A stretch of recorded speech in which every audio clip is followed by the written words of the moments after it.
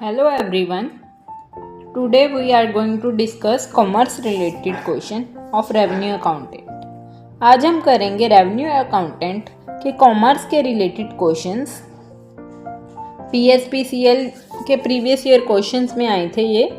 इसमें हमने different topics cover किए हैं, companies act, auditing, costing, income tax, management accounting, financial accounting और एक्सेट्रा।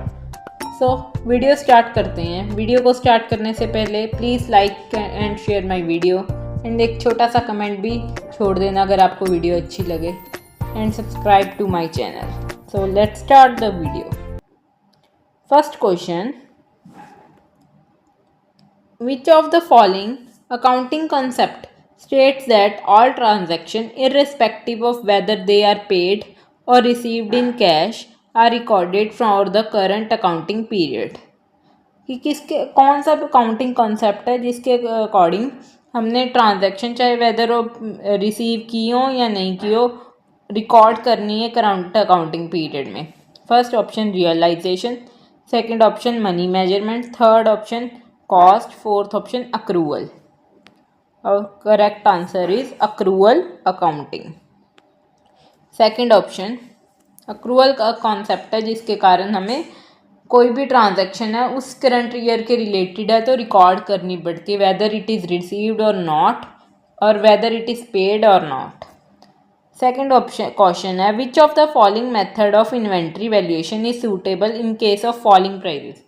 अगर प्राइजेस गिर रहे हैं तो कौन सा मेथड अच्छा सही है? फर्स्ट है नीफो NIFO मेथड, सेकंड है FIFO method, third HIFO method, fourth last LIFO method. इसमें फॉलिंग प्राइजेस में कौन सा होगा? हमारा करेक्ट ऑप्शन होगा LIFO method, because LIFO method में क्या होता है, लास्ट इन फर्स्ट आउट। जो अगर प्राइस गिर रहा है तो जो पहले गिरते गिरते जो सबसे कम रेट वाली है वो पहले निकाल दो, तो उसके बाद क्या है कि हमारे पास जो फटाफट इन्वेंट्री को अकॉर्डिंग टू फॉलिंग प्राइजेस हमारे से वो स्टॉक आउट होती रहेंगी। Third question, when an auditor is appointed which of the following should the audit committee most likely to consider? जब कहते हैं ऑडिटर अपॉइंट होता है तो ऑडिट कमेटी क्या क्या देखती है? First option the remuneration of audit firm, second the auditor independence and ability to detect fund, third option the company's legal fees for audit service, fourth option the duration of audit contract. अब आप सोचो कि क्या होना चाहिए, कि हमें क्या सबसे ज़रूरी देखना है कि जब हम किसी भी ऑडिटर को अपॉइंट कर रहे हैं। ऑडिट क्यों करवाते हैं? To check the account, to check कि कोई भी कुछ हो रही हो, गलती गड़बड़ी हो रही हो वो हमें पता चले। तो उसके लिए क्या होगा? Second option is correct, the auditor independence and ability to detect fraud. Now fourth question, quantum meruit means, इस फ्रेज का मीनिंग क्या है? First option anticipatory breach of contract, second option rescission, third option actual breach of contract, fourth option as much as is merited और as much as earn. इसका correct option होगा quantum meruit का phrase का means है as much as married और as much as earned.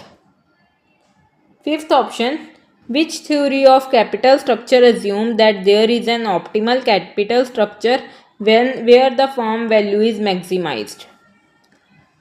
इसमें पूछा कि कौन सा कैपिटल स्ट्रक्चर में ऑप्टिमल कैपिटल स्ट्रक्चर है कि जिसमें फर्म की वैल्यू मैक्सिमाइज करते हैं।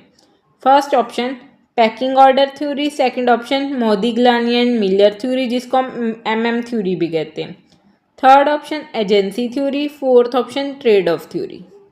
और correct option is trade off theory. Section 64 subsection 1 subsection 2 of the Income Tax Act 1961 discuss.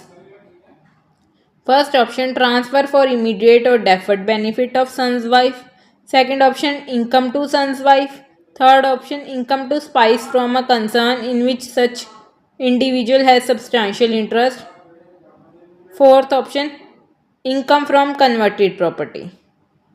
इसका करेक्ट ऑप्शन है income to spouse from a concern in which individual has a substantial interest. Seventh question है, a company has a net income of 75,000, total asset of 5 lakh and total equity of 3 lakh. What is the company's return on equity? ROE. First option 20%, second option 10%, third option 25%, fourth option 15%। हमारा पहले ROE का formula देखो क्या होता है, net income divide by share holder equity.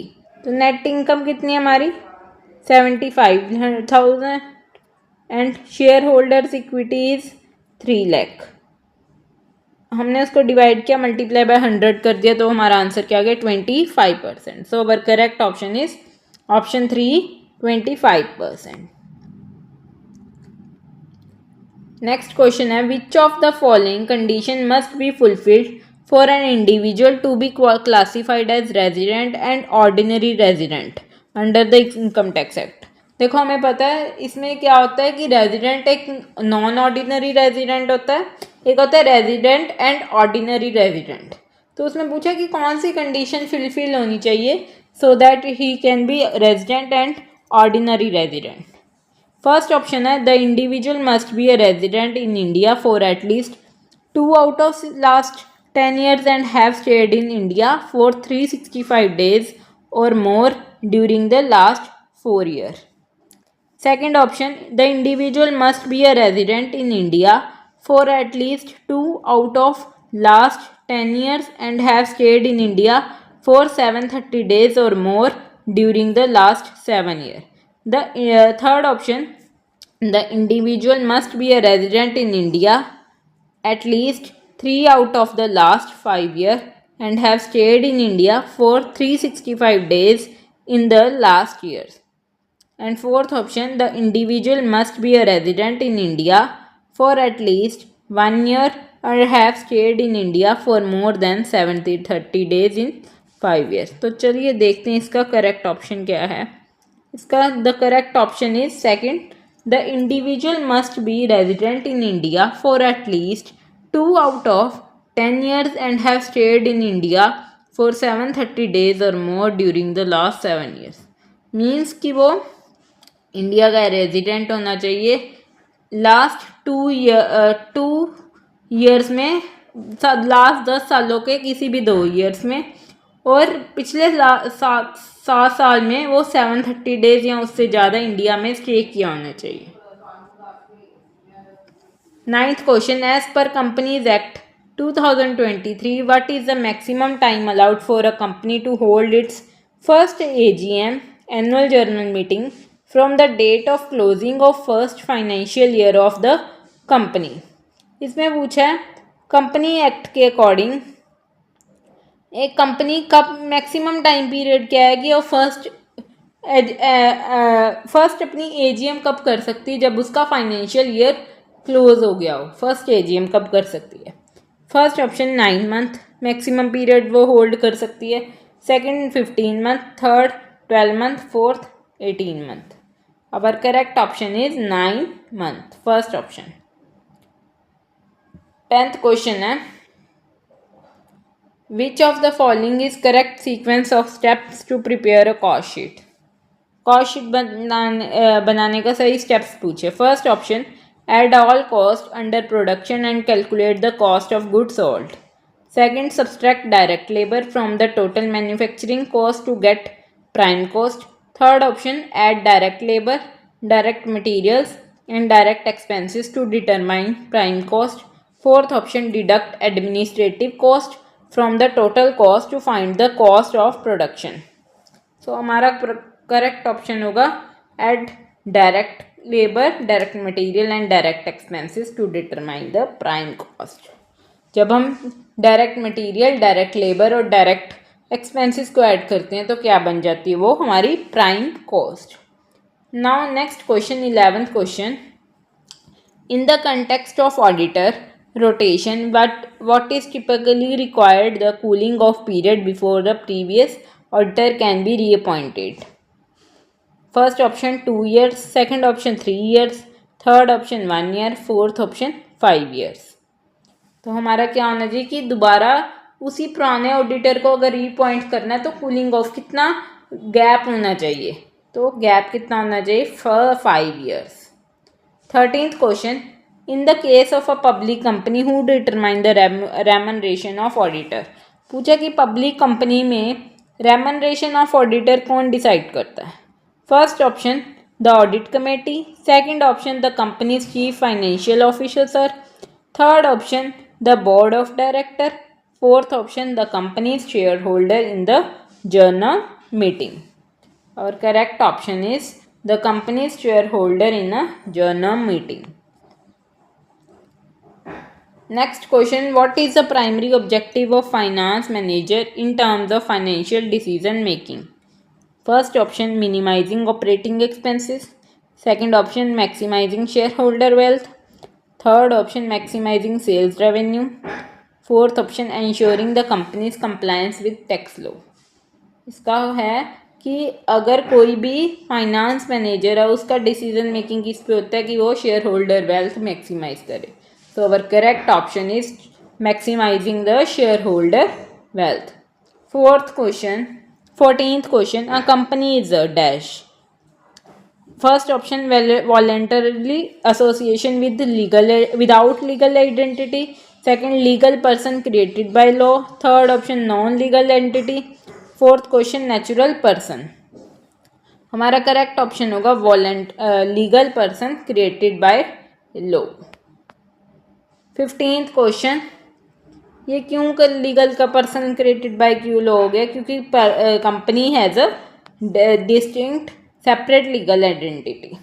15th question क्या है, a company has a current ratio of 2:1 and current liabilities of 5 lakh and inventory of 2 lakh। What is the value of companies current assets.